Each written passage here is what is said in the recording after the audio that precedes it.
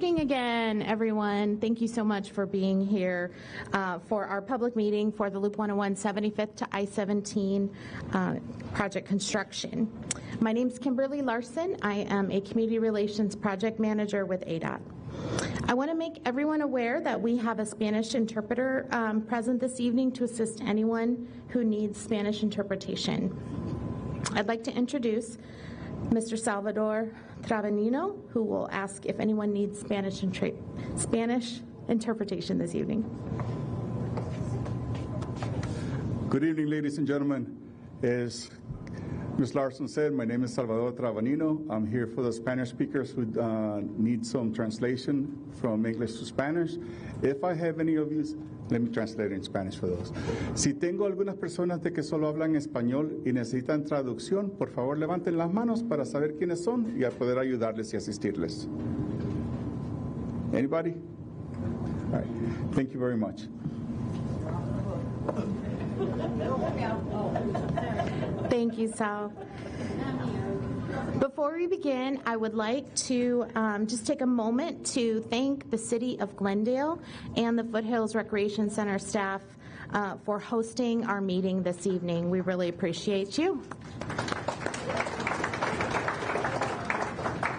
And we do have one of our Glendale elected officials here this evening. I'd like to recognize her and provide an opportunity for Councilmember Lauren Tomachoff to come up and say a couple words before we start our meeting. Councilmember?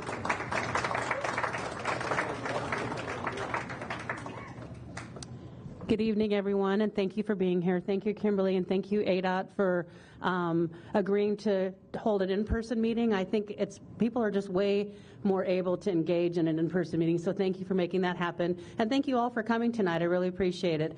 I know we're all kind of gripping because we know what's coming. And I'm not going to tell you this is going to be easy or fun and that it's not going to be uncomfortable, but it's necessary. The improvements that are coming are absolutely necessary. The infrastructure we have up here for our transportation is insufficient to cover the traffic that we have up here. We all live it every day. We know we need the loop needs to be widened. It was planned since 2004. It was the Prop 400 that was adopted in the 2004 election as a half-cent sales tax for Maricopa County, and this was part of that plan. This is the very last phase of that plan to widen the Loop 101 in this section. So this has been in the works for a long time. It's our turn. I'm not going to tell you that you're not going to be inconvenienced, because at some point or another, all of us in this room that live up here are going to be inconvenienced, and even those passing through are going to be inconvenienced. But on this, I think the juice is going to be worth the squeeze. It's just something that we're going to have to get through. ADOT is going to do a great job of communicating with you. I'm sure they're going to let you know how to get in touch with them. You have questions and want to understand, and I will feed the information that I get from ADOT through my newsletter. And Councilwoman O'Brien is not here yet if you're a Phoenix resident, but I know her and her staff will do the same thing and make every effort to make sure you have all the information you need to avoid delays and inconveniences. But please, we all know that at some point or another we're going to experience an inconvenience or a delay. So thank you again for coming, and I'll turn it over to ADOT. Thank you.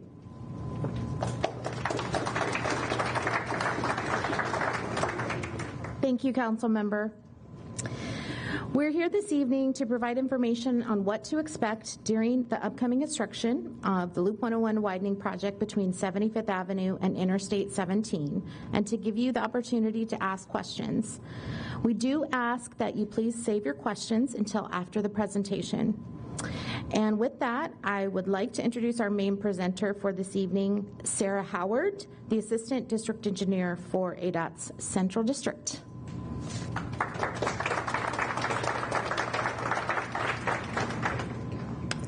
Thank you, Kimberly. Can everyone hear me okay? Perfect. Let's begin with a quick overview of the project.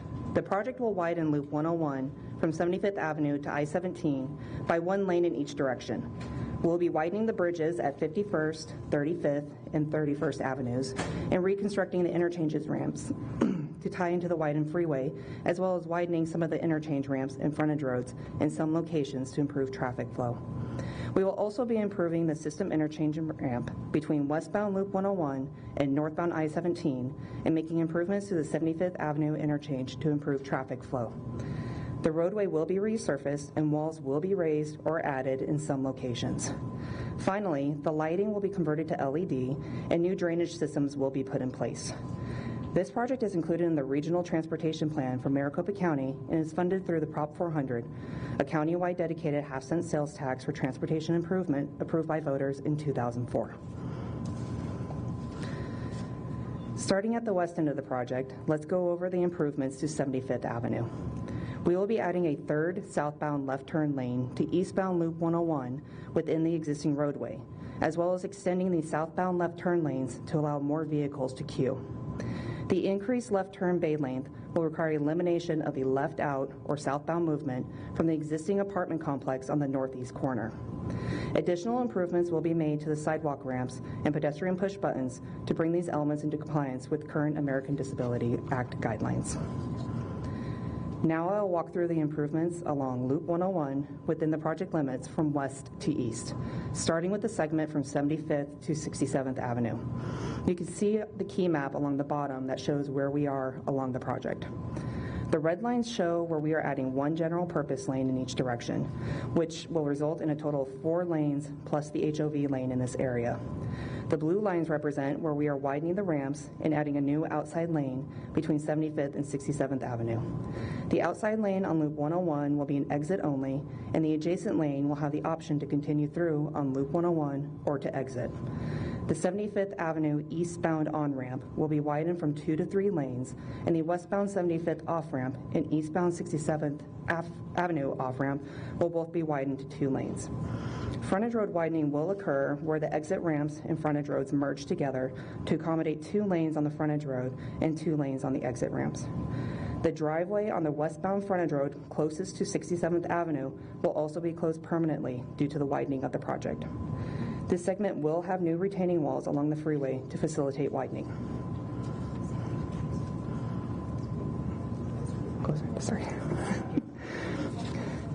Continuing east on Loop 101 to 55th Avenue, the red area represents an additional lane in each direction for a total of 4 lanes plus an HOV lane. There is also a merge lane between the eastbound off-ramp and eastbound on-ramp at 59th Avenue. At the 59th Avenue interchange, we'll be widening both of the off-ramps to 2 lanes, shown in blue. Frontage road widening will also occur in this segment, where the exit ramps and frontage roads merge together to accommodate 2 lanes on the frontage road and 2 lanes on the exit ramps. This segment will also have new retaining walls along the freeway to accommodate the widening. Between 43rd and 31st Avenue,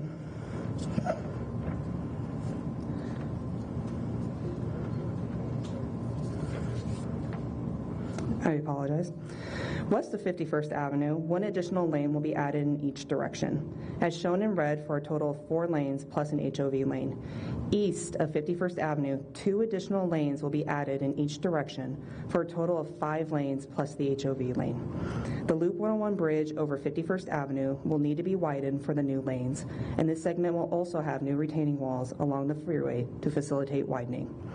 The westbound 51st Avenue off-ramp will be widened to 2 lanes. The frontage road widening will also occur where the exit ramps and frontage roads merge together. Between 43rd and 31st Avenue, Loop 101 will be widened to provide 5 lanes in each direction, plus the HOV lane. As the freeway gets closer to the I-17 system traffic interchange between 35th Avenue and I-17, 2 additional lanes will be added in each direction for a total of 6 lanes, plus the HOV lane. The eastbound 35th Avenue off-ramp will also be widened to 2 lanes, as shown in blue. The frontage road will be widened where the exit ramp and the frontage road merge together to accommodate 2 lanes on the frontage road and 2 lanes on the ramp. The bridges over 31st and 35th Avenue will be widened to accommodate the new lanes. This segment will also have new retaining walls along the freeway to facilitate the widening.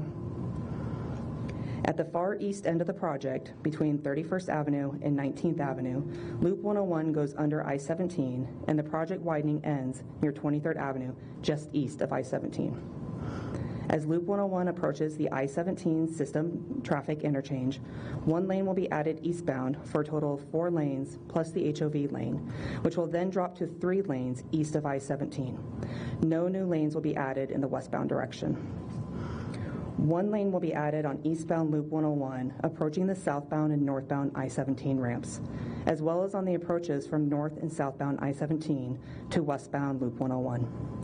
Lastly, we will be adding a 2nd lane on the ramp from westbound Loop 101 to northbound I-17. This segment will have new retaining walls along the eastbound Loop 101 to southbound I-17 directional ramp to facilitate that widening.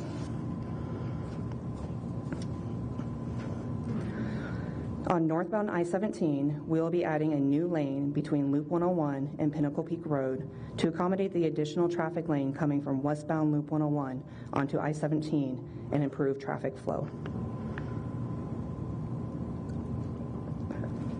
This exhibit shows the location of all existing and new walls within the project limits. The existing walls are shown in purple and they will remain in place. The locations in orange show where we are constructing new noise walls. The locations in green show where we are raising existing noise walls. There is an existing wall along the westbound frontage road near the 51st Avenue entrance ramp, a portion of which will be raised and a portion which will be new. At 47th Avenue, a new eastbound noise wall will fill the gap between the wall to be raised and the existing wall to the east to remain. There are also 2 additional new walls in the eastbound direction approaching and over 35th Avenue. There is 1 new wall in the westbound direction between 35th Avenue and 31st Avenue. Lastly, a screen wall will also be added to the north side of Loop 101 between the freeway and the 51st Avenue westbound on-ramp. So we're going to go over what to expect during construction. So project construction will begin September 27th and is expected to take approximately 2.5 years to complete. Overnight and weekend lane restrictions and full closures will be needed on both the Loop 101 mainline and interchange ramps, as well as the cross streets and frontage roads. Long-term ramp closures will also be needed for up to 60 days. The primary east-west detour route will either be the frontage road, known as Beardsley Road, or Union Hills Drive. And we want to assure you that access to businesses and residences will be maintained throughout the project. The project team will minimize traffic impacts with no freeway closures or restrictions during weekday peak travel times. There will be no extended cross-street closures, only overnight and weekend work. In addition, no 2 consecutive ramps will be closed in the same direction for the 60-day closures. For example, the eastbound off-ramp at 59th and 67th Avenue would not be closed at the same time. Our standard practice is to avoid freeway closures during major holidays. There may be some other minor holidays where we may have closures if needed. ADOT will provide advance notice of restrictions and closures through various methods to help people plan their travel. Please note that while we can minimize impacts, this is a major construction project and there will be some inconvenience and delays while we complete the work. We will do our best and really appreciate your patience while the contractor completes the work as quickly as possible. The contractor has provided ADOT with an initial plan for how they will phase construction.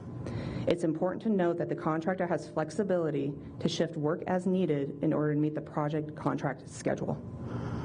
During the first phase of construction through the end of this year, the contractor will be focusing on removing the existing asphalt and temporarily striping the new lanes. They will be shifting traffic on Loop 101 towards the median and setting up concrete barrier on the outside of Loop 101. This will allow the contractor to begin work behind the barrier, including roadway removals for the widening, clearing the slopes, salvaging trees, and removing sections to the existing right-of-way fence. The contractor also plans to begin work on some of the bridges, such as drilling new shafts for the bridge piers. Beginning in 2025, the contractor will start on the widening work on Loop 101, including the bridges and ramps. They will also start on the sound walls and will begin work on the cross-street improvements at 75th Avenue. In 2026, the contractor will be focusing on work at the cross streets. In addition, they will be reconstructing the median barrier and shifting traffic to the outside of Loop 101. They will also be resurfacing the concrete pavement on Loop 101 and the ramps. As the project enters the home stretch in spring 2027, the final work to be done will be installing the final pavement markings and signage, replacing impacted landscaping and any other outstanding work items. Again, I want to emphasize that the phasing schedule may be fluid to allow the contractor flexibility to shift work around based on the availability of materials, weather, or other unforeseen factors. But this gives a general idea of what will be involved in the construction of the project. As of now, we expect the first 6 weeks of construction to look like this. We will have 5 weekends of full closures, each of which will be in one direction for the initial work to remove the top layer of asphalt and set up the work zone. And with that, I will hand things back to Kim.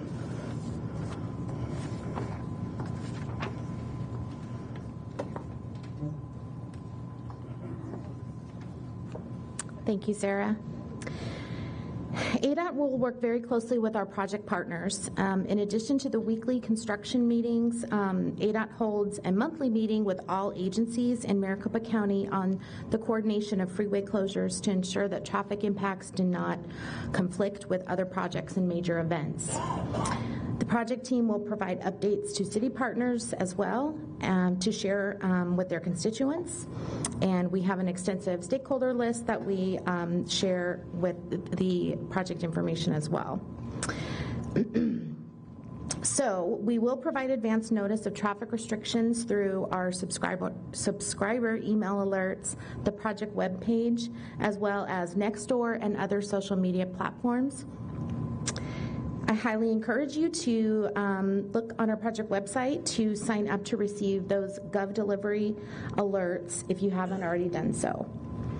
I typically will send out a weekly traffic alert through that Gov delivery subscription service, and when possible, I will give a longer look ahead. So I am the community point of contact on this project. You can reach out to me by email or phone with questions or concerns, and I will work with the project team to help address them. We really appreciate your interest in this project and for attending the meeting this evening. At this time, we're able to answer some questions. And if you would like to ask a question, please just raise your hand and one of our team will come to you. And we also just ask that you be mindful of the time. We want to make sure we get to as many questions as possible. So please be brief with your questions. But with that, we can open it up. Sorry, is this on? Is this on? Okay, great. Thank you. So what I'll do is I'd like to kind of move from the front to the back as far as the questions, if that's okay. And then if we could initially focus questions related to the construction activities, and then we can move on if you have questions, or if questions about the design and things like that, but focusing on the construction first. So yes, sir, you have questions. Hi there. My name is Jason, and I live in Arrowhead Ranch, so we're right underneath where the 101 goes from east-west to north-south. Question that I did not hear anything about is the pedestrian bridge at about 63rd Avenue, which goes across the current 101, and is there going to be any changes to that, either required or for safety reasons? Go ahead and take that back. So I don't know, Sarah, if you want to answer that or if you want to have Garrett. We do have our design team here as well tonight and our construction team. So I think that's more of a design-related question. Sure. There will be no impact to that pedestrian bridge. It's crossing over the freeway and it'll remain that way, so there's really no impact to it. Okay. Yes, sir. Well, Randy, you had a slide up there, the last one that showed the construction as it was being phased in on the closures. Could you leave that up for a little longer so we can read it all? Absolutely, and I did also want to mention that this is information is up on our website, so there's an alert at the very top of the page, and the fact sheet has the information on the website. So yeah, we can leave that up a little bit longer. So the first one is the first weekend, the eastbound Loop 101 between 51st and 75th Avenue will be the very first one. Slide deck going to be available or linked to just this slideshow on your website? Yes, we do have this presentation available on the website right now. Yeah, and then and I believe this is also being live streamed on Glendale Facebook. Yep, this is available. Yes, sir. Hi, my name is Roger. I live at the area of 43rd Avenue, just south of the 101 by about a quarter of a mile. And I came to this meeting tonight to find out about noise abatement. Noise abatement, in my opinion, has been abysmal since the 101 opened. And from what I've heard tonight, there's going to be no improvement over it.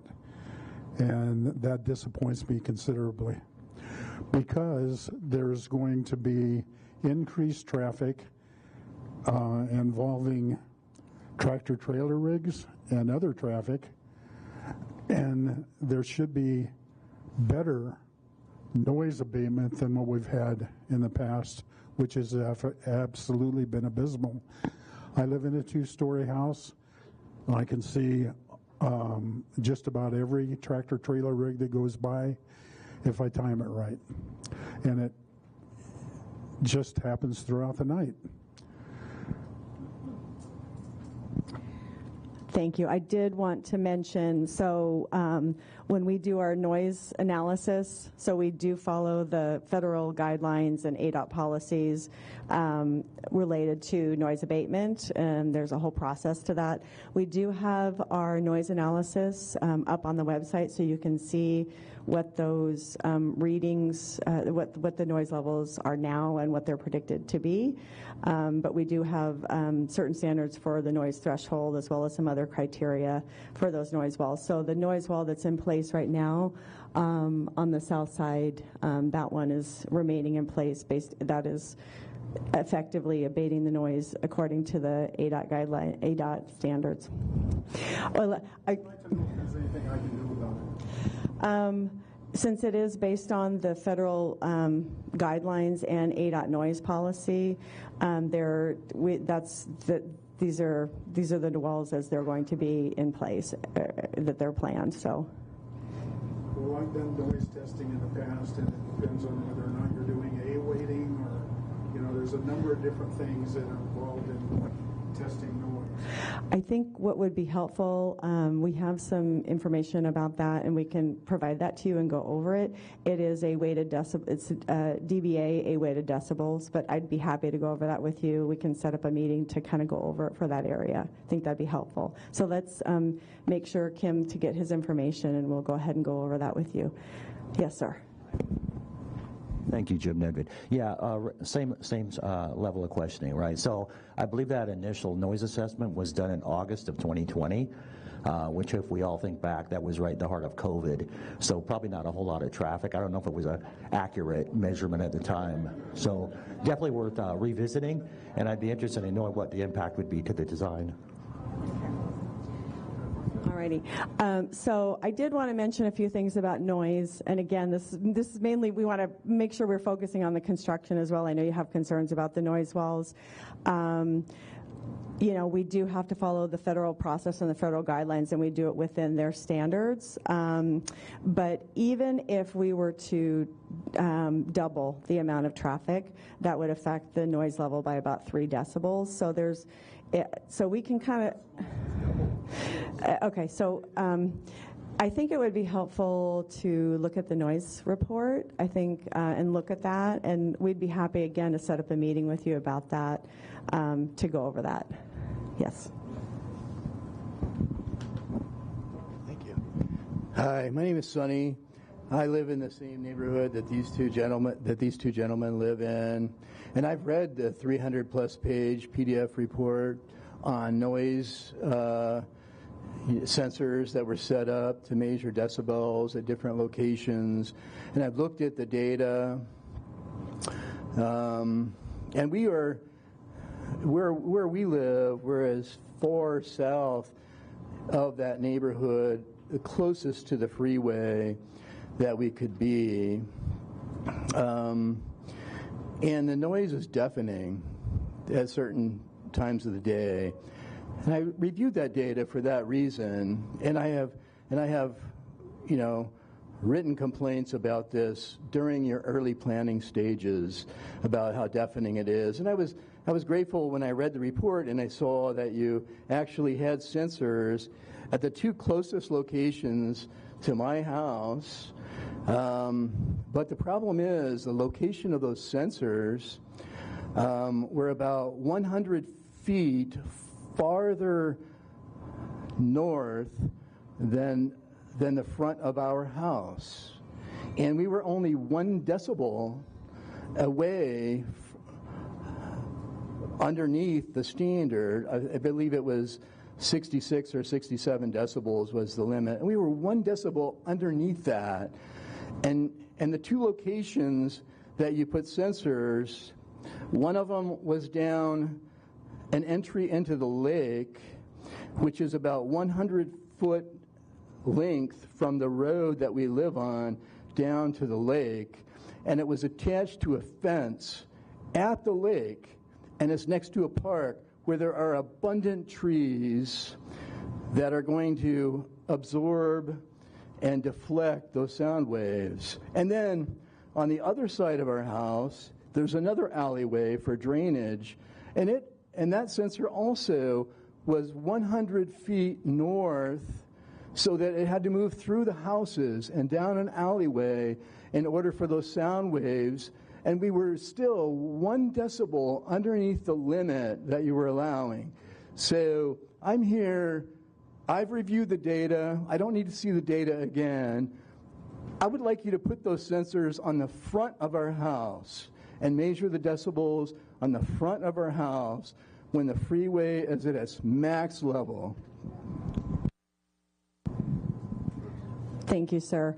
And again, we'd be happy to meet with anyone to go over the results and the methodology that we use, because we are required to use the FHD. We have very specific guidelines for how we take those measurements, when we take those measurements, the temperatures, the wind direction, the wind speed, and all those kinds of things. So we have very specific guidelines, but I would I think if you want to have us go over that with you with our. You don't need to go over it. I thought I was very clear. You need to look at where you put those sensors based on the noise that we're picking up, and those sound waves are being deflected in all kinds of different ways, and they actually echo through the neighborhood. Okay. So without putting sensors in some of those other locations where people are telling you in this meeting that it's too loud, it's too annoying, it's too distracting, without taking that action, we don't need to go over the report. I read the report. Right. So I guess what I'm trying to say, and maybe not in the best way, even how and the where and where we can place the sensors, that's all within the guidelines. So again, I'd offer that up to anyone in terms of we have our noise specialists who can meet and go over those results to just explain that a little bit more in how we take those readings. Okay, so any questions? Any other questions related to the construction? Oh, yes, ma'am. Hi, my name is Mary Jo. Can you go over the final phase of the thing with paving? I don't know if I'm speaking too loud in all this or whatever. Okay, so the final thing is the pavement and the markings and the signage. So I have a question on that, and I agree we all need to get this fixed. It needs to be widened, needs to have sound things. But it's been over 2 years, and if you take 101 East or even from like Cave Creek and you go into Scottsdale, that part of the 101 is still dug up, still hard to see lines on there, and you'll see several lines that say bump, bump, bump.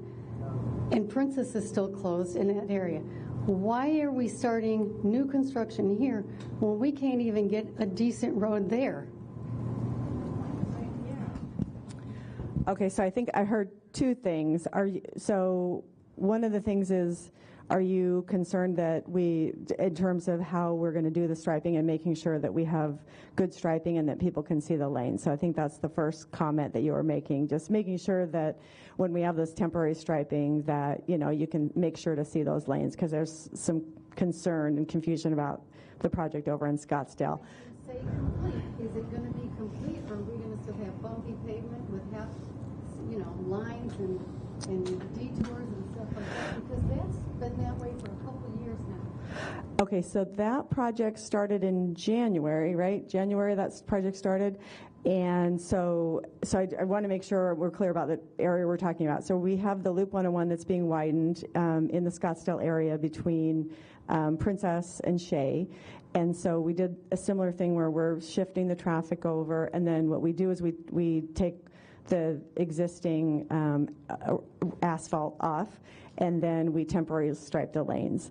And so, we need to make sure that those lane lines are visible. So I think you're saying that there was some concern about those lane lines, and I don't know, Sarah, if you want to address that. It's been longer than 6 months, because I travel out that way every other month or so for my son's doctor in Scottsdale, and it's been that way for a couple of years. Okay, so I think the other thing that may be going on is we have the diamond grinding there is a lighter, it's concrete finish, and so we have a striping, striping that is like black and white striping over there, and so we have two different kinds of striping on there, so that might be what the concern is. So maybe we can talk offline about that to make sure we're understanding what you're talking about. But if that's not finished, and if you still have signs that say bump, bump, bump, okay, why are we trying to accomplish doing this, and yet you got that half done, and then you're going to say, well, you're going to have payment markings, and then that's going to be like this for, we know it's going to take longer than 30 months. Let's be honest with you on that one. Okay. Yeah, and so I think the distance, so we'll have the two overlapping projects. We have the project that started in January for the Loop 101 widening there. There is not another project in between there. That project was completed.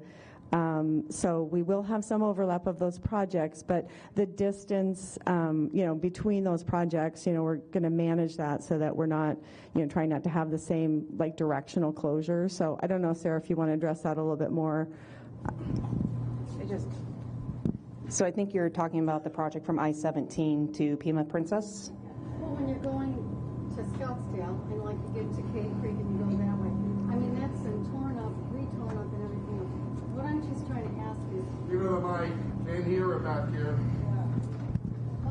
Why start digging this up here and we're going to leave it half done like you did for that part? Start something and finish it. That's my point. Can you guys turn on the other mic? Can you hear? Okay. So that project is complete. The widening was completed in 2021. It's the final wearing surface. It's the final striping. So there is no other work planned between I-17 and Pima Princess. Have you been on the 101? Yes. I just did that today. Okay, I went the 101 to the 202. It is not a smooth road.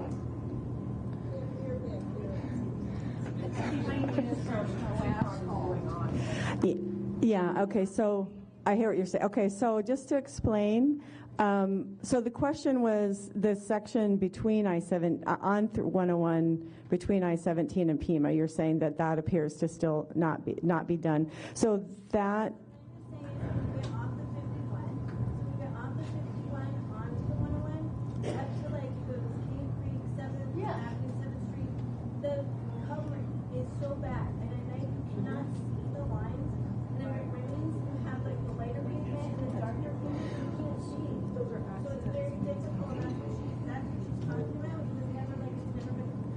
So is that what we're going to be left with is my point, because you keep saying the project's done, but it's not done. Okay, so that project was completed, and we put down striping. We call it Oreo striping. It's a white stripe with a black border. Further to the east, we are piloting some striping where it's a black line and then a white line. We have it on a few of our freeways. That is what we're going to be installing in this segment for the east-west to help combat the setting sun and the glare on the concrete and everything else. We will be installing that as our final striping. That didn't answer the question, but that's okay. Let's get back on our problem here. I just want to make sure that when our project is done, it's completely done with the pavement and the lines. That's what you need to have done. Yeah, so we will be diamond grinding the concrete and permanently striping. In the interim, while the project is under construction, we will have a temporary milled surface with temporary striping. So, but the surface that's on Loop 101 between I-17 and Pima right now is a diamond ground surface with permanent striping. So what I'd like to do, it sounds like there are some areas where there's still some concerns about that striping there, is what I'm hearing, and we'll go ahead and we'll look into that internally and see if there's anything more that can be done. Yes, sir. Hi, my name is Louis. I live on 75th Avenue above the 101. I might have missed it on the slide, but when does that extra lane get added, and when is that overpass going to get impacted? Yeah, that one. Yep. Testing. Okay, we had to switch mics. Hold on one moment. And Sarah, I know you said in the presentation that sometime in 2025 we anticipate to start on the 75th Avenue improvements.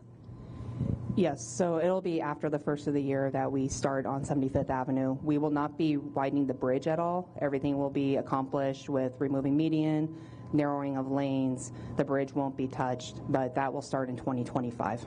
And is it the same thing weekends and overnights? Yes, there will be no long-term full crossroad closures on this project.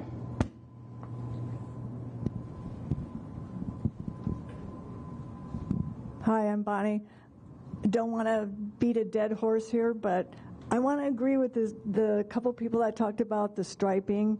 In the completed project between I-17 and Princess or wherever it went to, it's horrible. It's so hard to see, and I have to travel that twice a day into the sun, and at a certain time, you really can't see it. And because of, the widening, and sometimes there's the striping goes one way, but actually the concrete is looking like it's going that way. It's really hard. So I would encourage you to look at that, fix that, and don't do the same thing for our part. Thank you. That's what I was trying to say. Thank you. And Sarah, I'm confirming that we're going to do the skip striping on this diamond grinding. Is that correct? Correct. Different striping. We're doing what is called lead lag. So there'll be a black stripe and then the white stripe, a black stripe and the white stripe. Again, we have a test section of it close to Pima Princess and Hayden currently. It's in the westbound direction. US 60 out in east has it also for a large segment if you want to check it out. Yes, and we will take that concern back to our district related to that existing striping there. So, okay, yes, sir. On the graphic that showed the walls being built, I saw some that said noise wall, some that said screen wall. What is a screen wall, and how does it compare to a noise wall? So a screen wall will still be, so just to clarify, I'm going to stand up here so I'm not back to anybody. So a screen wall, this was money that came from the state legislature to add another wall after we had already done the noise analysis and said that these were the areas where we needed to add noise walls or raise the noise walls. So this is essentially going to be similar materials, masonry wall. There'll be a lightweight sound wall panel across the bridge so that it effectively will screen the visibility of traffic from the Arrowhead Lakes community to the north. So I hope that answers the question. It'll be very similar. The reason why we call it a screen wall is because it's not technically a sound wall. It's not there for the intended purpose of abating noise, but it will provide some noise abatement and screening of the freeway. So you said that's on the north side? That is at the north side, so starting as you're heading westbound, just east of the bridge, and then it continues. Do you know, Gary, how far? How many feet? 1,200 feet just past the westbound entrance ramp. Yeah, that blue line right there. Yep. Did you have a question, council member? I do. Thank you. There's going to be a lot of kind of different things happening along the walls. Are the aesthetics going to be the same, or is they going to be all painted the same palette, or are they going to be all different? What's the plan for that? Gary, you want to answer that? So the structure, aesthetics, walls, bridges, they will all match what's out there right now, and they will be repainted the same color. So, yes, all the walls that are out there will match the same colors they are right now, and the same patterns and textures will all be the same. Some of the walls are like 25, 30 years old, so those will be painted and they'll all match? The ones that are being raised will definitely be repainted so that they're all uniform. I'll have to take a quick check to make sure to see if we're painting the existing ones, but any wall that's touched, obviously any new wall will be painted, and any wall that's raised will be painted. But it won't match the existing walls if they're touched then? We'll verify about the existing walls. Can you make a note to verify that, and we'll include that in the meeting summary? Yes. Sorry, excuse me. Hi, I'm Adina. Small business owner. I don't know if anybody else has a small business. 59th and the 101 north right there, right off the access road. People get off at 51st to get right into the plaza right there to come to small businesses. I understand you guys have all said minimal impact to residents and small businesses that are around there. But it's a small community, and our business doesn't do very well even right now with this economy. So it's already suffering, and I'm wondering what benefit is this going to have to small businesses like little restaurants? Is there anything else we can do? Right now we're not allowed to put extra signs up. We can't put signs on the street. We can't tell people, hey, we're here.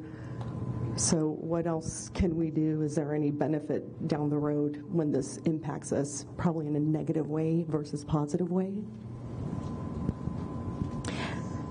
Adina? Yeah, so thank you for sending me that question in the email. I did not get a chance to get back to you today, but I can speak with you afterward. And I did start a conversation with City of Glendale staff, so we have some assistance through the city on what can be done, what you can do on signage and things like that. Okay, thank you. Sorry, is this okay? I just wanted to emphasize as well, I mean, the overall benefit of this project is moving traffic, right? We already know that if we don't do these improvements, we're going to have a failing level of service, and nobody wants that kind of level of congestion in their community. So. For 3 months, the detours, the distraction, the disruption. I understand. Yes, I understand. So it sounds like Kim's going to reach out to you about that. Yes. So I have a totally different topic. My name is Katie. I live at 43rd Avenue, and I was there before the 101 was built, and I still live in the same home. What I'm interested in is Scatterwash and Skunk Creek. You said something about the water drainage being changed. When 101 was built, Skunk Creek level went down when it rains. Scatterwash went up. And Mountain Shadows Elementary School is right on that wash as well as me. So I don't know if there's any way to find out if the new diversion is going to raise the amount of water that's going to be diverted into Scatterwash because it gets pretty full sometimes.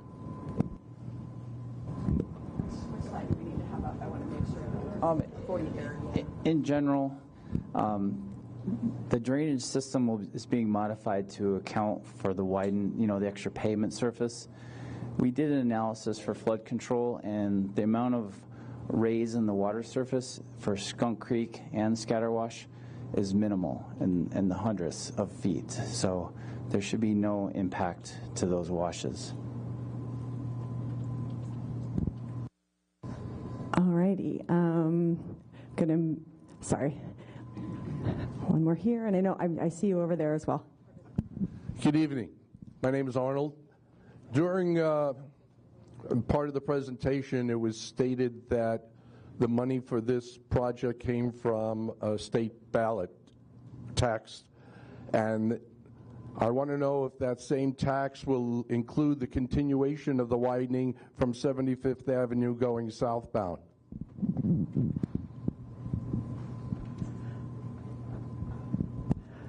So in terms of the existing Prop 400, there's no funding included in that proposition for the widening south of that. Okay, if there's no money to finish the widening on the west leg of the 101, right? Is that what you're saying? So we're going to have 4 lanes converging into 3 lanes going when we go around the curve there at 75th Avenue. So I guess I want to make sure I'm clear. So there is the existing Prop 400 that voters passed, and that is sunsetting at the end of 2025. There is a new Prop 479 on the ballot for the extension of that half-cent sales tax for funding for transportation for. Wait another 20 years. And again, we're not. So I know we have some staff here from the Maricopa Association of Governments who are. So there's a regional transportation investment plan. And so there is, that proposition would fund items in that transportation infrastructure. So it'd be freeways and streets and other things. So there is information on the web about that.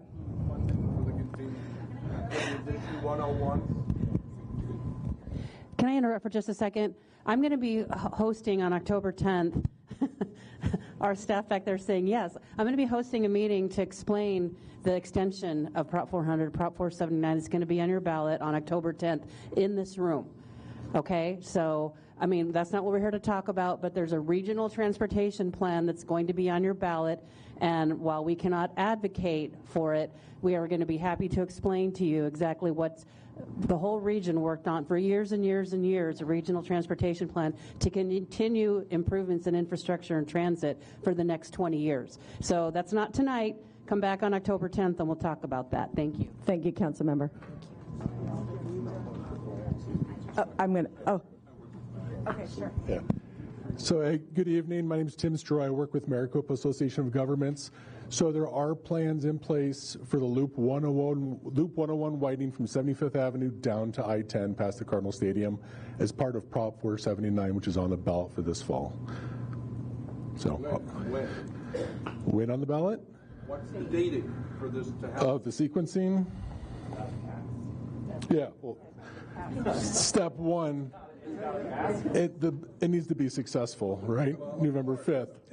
That's what I'm saying. Right. So we have a lot of programs and projects kind of programmed out for the next 20 years. Once it passes, we'll revisit that with the scheduling and making sure that, like we talked about earlier tonight, making sure we sequence projects appropriately. We that live up here, if we knew that that project was being sequenced in the first part of the 20 years, we might be voting yes versus no. So yeah, there is the one section from 75th Avenue down to Grand is Phase 2, which I believe is year 5 to 10, yeah. What's Phase 1? Immediately after the tax is passed. We have to go through, so these studies take time, right, to construct. We have to go through design, environmental. It takes several years to get these projects to the construction phase. Okay. Thanks, Tim. I appreciate that. Yes, go ahead. Hi, my name is Rose. I don't know if this is part of the project, but will there be a 35th Avenue exit westbound Loop 101 or some kind of improvement? So there is not a new exit ramp at 35th Avenue as part of this project, and part of that is because of the proximity to the system interchange and the ramps coming off that direction. Sorry, pardon me. Thank you. I'm Ed Nyberg. I've lived 25 years. I'm in Arrowhead Ranch, Sierra Verde, north of the 101 between 67th and 75th. So I appreciate the improvements that you're talking about. Those are very necessary. A lot of vehicles are on the 101 going east and west. I think most of us in this room live in that area.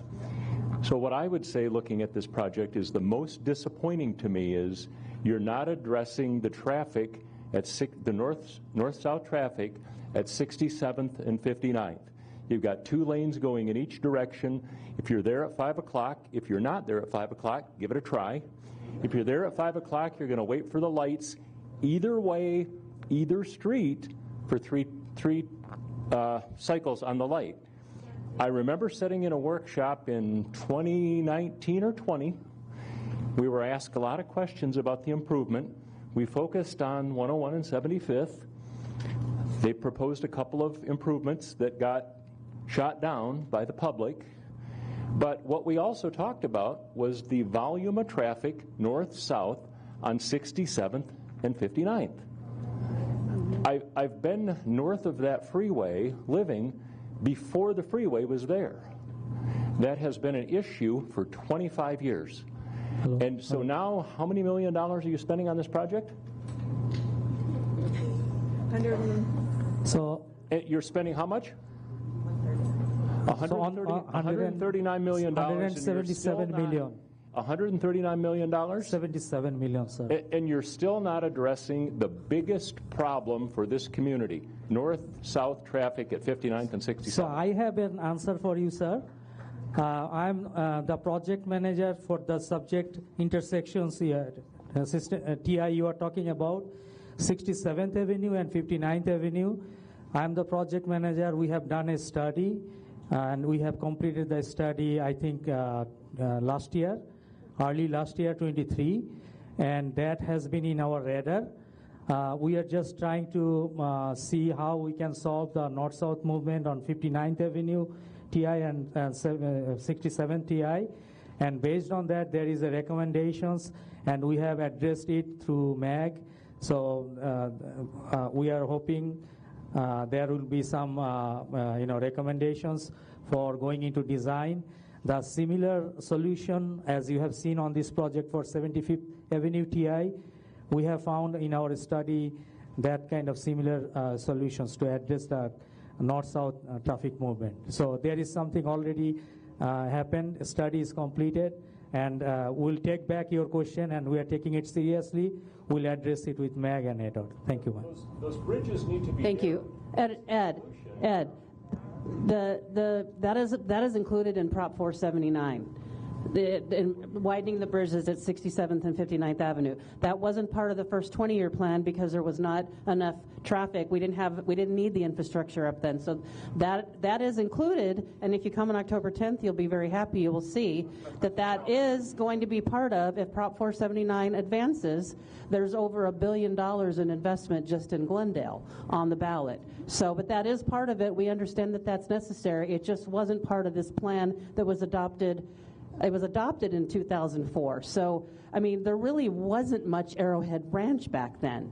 So, I mean, I just wanted to make sure you understand that it's on everybody's radar, and the region has agreed that that is going to be part of the Prop 479. Thank you. Sorry about that. 450 or 479, that's good. You don't need to do a study. I do a study every day at 5 o'clock. If you want me to consult that study, there's a fee, but I'll talk to you about it. Feedback from the first public meeting, and based on that, within a reasonable time, we have done the study. So we have taken it really seriously, and this is being addressed. I think I cannot give you like my blank check that we are doing it, but it is really serious. Thank you. Yeah, and as mentioned, so we did the study after we had the input from that public meeting about needing those improvements at 59th and 67th Avenue. And so a study is the first step in getting those advanced. Hello, I'm Billy in Fletcher Heights. Did I hear you right that when you're doing 4 lanes and then you drop to 3 and then you go back to 4, is that? At the system interchange. That just seems. At the system. So there's a question about the system interchange dropping down to 3 lanes. Can you, do you want to address that, Gary? I guess, what are the constraints there?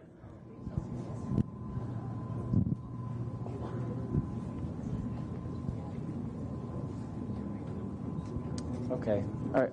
Which direction are you referring to? So in the eastbound direction, it's widened, you see there in red, to 4 lanes, and then it drops back to 3, and then the 4th lane is added with the 27th. Let me see if I can just point this. So we have 4 dropping to 3, and then the 4th lane added here, because there's 4 lanes to the east that we're tying into. So that's the configuration. So the on-ramp can keep going straight without having to merge. Right. There is an extra lane added through here to match into the 4 lanes that was built with the previous project. So I think we could show you the lane configuration on the maps outside if you still have questions. Hi, my name is Lisa. I have 2 questions. One, early voting. We'll be getting our ballots next week. So if we don't know about this meeting on the 10th, I think we're kind of missing the mark. And so then my second question is, why do we have to start this particular project right now? Because those of us who work over in Scottsdale, we're having to suffer through all of that for 2.5 years. And now you're getting ready to do it over here. So it's like the state doesn't really take into consideration that you're tearing up all of our freeway systems at the same time. Is there a reason? Like if there's we're going to run out of this money, we got to use this money, I'd understand that. But if that's not the case, I'd like to understand why we keep tearing up our freeways and shutting them down and we can't get from one side of the valley to the other. So, I don't know, Sarah, if you want to address that or if you want me to. You want me to? So that's all mine. So essentially, I mean, I'm going to go up here just because I'm talking to everybody. So there is a very large freeway program in Maricopa County. We have a lot of improvements to be made, so we have to balance that out. We did intentionally push this project out by 6 months just so we wouldn't have as much overlap with the other project in Scottsdale. But the sooner there are, and I think Rashido can address whether that money has to be programmed, within a certain time. But it is programmed within our 5-year construction program, within the Maricopa Association of Governments Transportation Improvement Program. So these are all sort of planned together. Yes, we're going to have some projects going on in different parts of the valley. We do try to balance that out to the extent possible. So, for example, we try to wait until the diamond grinding, the pavement project that we have on I-17 is starting to wrap up. So just trying to balance that out. But if we waited we'd never get all these projects done if we waited until we didn't have any more construction. So we're trying to balance that out as much as possible. And we do have a meeting every month where we go over all the different closures and restrictions throughout the entire valley, and we look at special major events and different things going on and try to really balance out what we're doing. But sometimes it's tough because we do have a lot going on, but that's so that we make sure that we both do these expansion projects and take care of maintaining our freeways. Let me just get to, since I'll get, as soon as make sure we get through everybody, and then we'll get back to you. Was there anybody else back here? Yes. My name is Scott. I've got I reviewed the project, and I want to make sure I just understand something. At 67th, the Safeway Shopping Center, I thought I saw one of the entrance onto the frontage road was going to be closed. Is that going to be the one at near the Circle K? Because that is people going across. Okay. It's going to go away. Yes, that driveway is going to be closed off, just because it is the proximity to, we're trying to get rid of that weaving, as you all know, trying to get people turning off the freeway, then trying to come out. So the other entrance that is furthest east will still be available, and we are in contact with that property owner. Thank you. I appreciate it.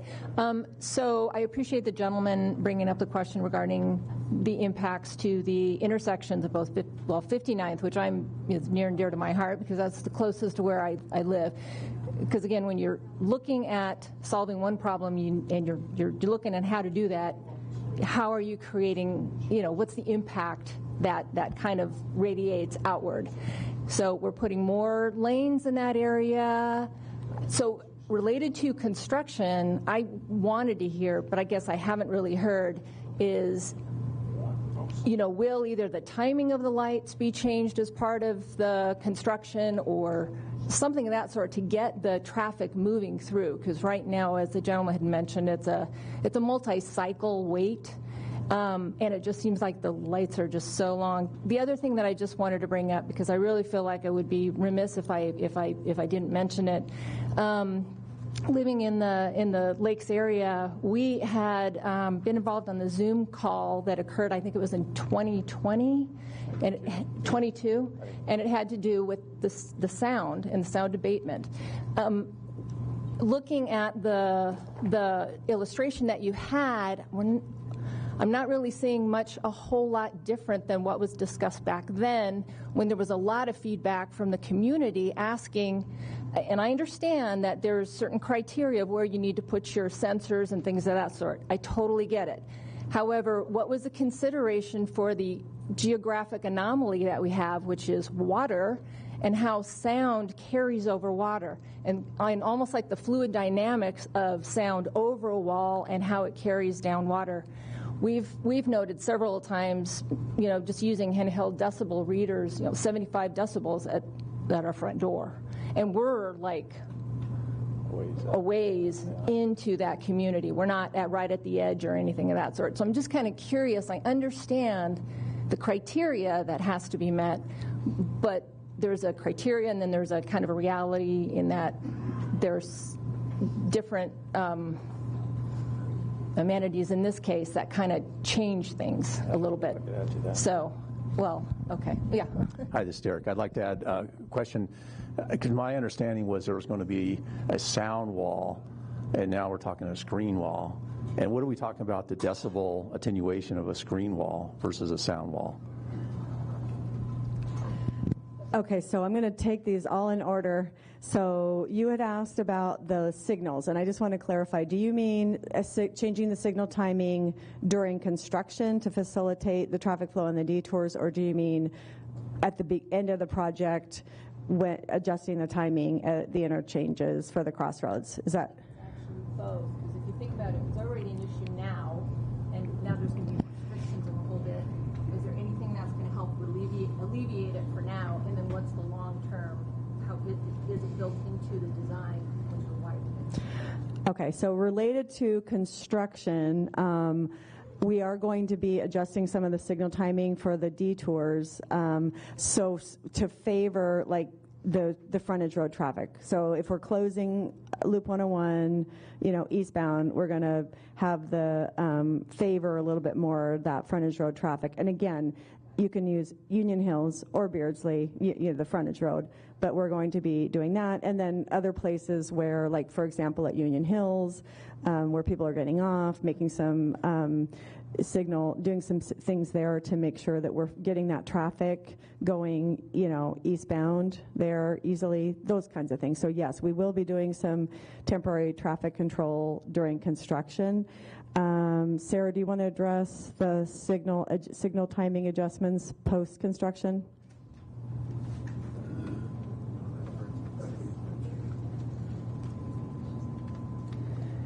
So I'm going to actually take that question back. I'm not familiar with if we're going to change what it is today, but we will work with our partners with the City of Glendale to see if there's any optimization that can happen during and post-construction. Okay, and then I did want to, and we may want to take that one offline on the lakes in particular, but so just to make sure we're understanding, so when we did the noise analysis, we did take existing readings within Arrowhead Lakes, and based on those readings and our criteria, that area did not qualify for noise abatement. Subsequently, the state legislature authorized funding for, again, we're calling it a screen wall, even though technically it will provide most likely noise abatement. It's not it's the same basic materials, right? It's just that it's a screen wall because we're not saying this is going to reduce noise by X levels, right? This was an additional wall that was added that was outside of our noise abatement guidelines and requirements. And so I just want to make sure I'm emphasizing that. And I think we talked about that a little bit in the presentation. We'd be happy to talk to you offline about that as well. And I'm kind of along the same lines. It sounds like there's definitely an issue here with sound, and even though we've done the studies, and I will go read it, and I appreciate that because I didn't know that existed. I knew you did test it. I didn't know it was out there. It's definitely an issue in our community, and I don't want it to, we keep hearing, oh, okay, well, we've done these studies, but that doesn't solve us day to day, and we continue to have the issues. And we literally just went through and changed our windows to put the sound block in there because it is so loud in our second story. We have nothing between, I'm in Carmel Park, so between 59th and 51st, there's nothing between us and the freeway. There's no houses, anything to block us. So one of the questions I have is, if I'm reading this right, the screen is going to go in on the north side between 59th and 51st. So my question for you is, does that mean all that sound is going to bounce off that wall and come back into my community? What's going to stop it? Or does it absorb it? I don't understand how that works, and I'm not asking you to answer that now, but it is a concern of mine. So, because you're blocking it on the north side, but not on the south. What I'd like to ask is that anybody who, so if you could, after this meeting, anybody that has specific noise concerns in their location, to give your information to Kim and indicate which location. And I believe that they had to do some analysis related to that new wall and that. So let's just make sure that we address those one-on-one offline to make sure that you get that answered. Okay, are we done with anyone back here? Okay, I'm going to come back around. So I know you just want to make sure we got everybody that had a question the first time. Can we do a quick time check? I just know that this facility closes. Okay, so I'm going to take 2 more questions, and then anything else. Okay, I'm here, so I'm going to have you ask it really quick, and then we're going to have 1 more question, and then anything else we can, you can send something to Kim and we can respond. I have a tongue-in-cheek question. Scottsdale has geckos on the wall. Can we get geckos on our walls?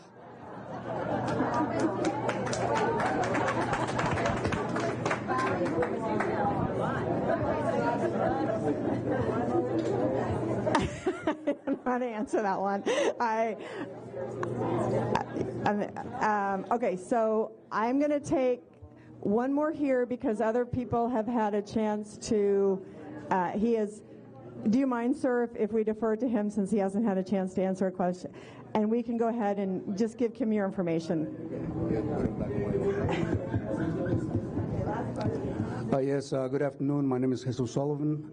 I live north on Arroyo Springs, and we're at the edge of the service road. My question is, what are we doing or what's in place for controlling dust?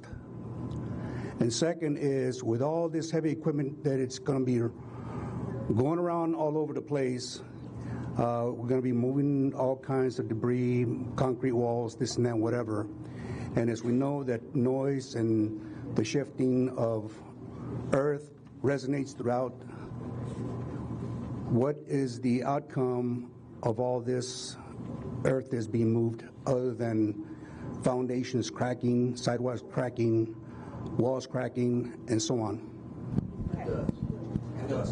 Okay, so Sarah can address part of this. I just want to say that the contractor is required to follow the Maricopa County standards for dust control. So they'll be spraying down the sites, and there are Maricopa County monitors, people that come out and monitor that, and there are dust control. There are dust monitoring. What am I trying to say? Like the little monitoring locations, but they're required to follow up. There's a plan, and they have to follow it, or they can get fined.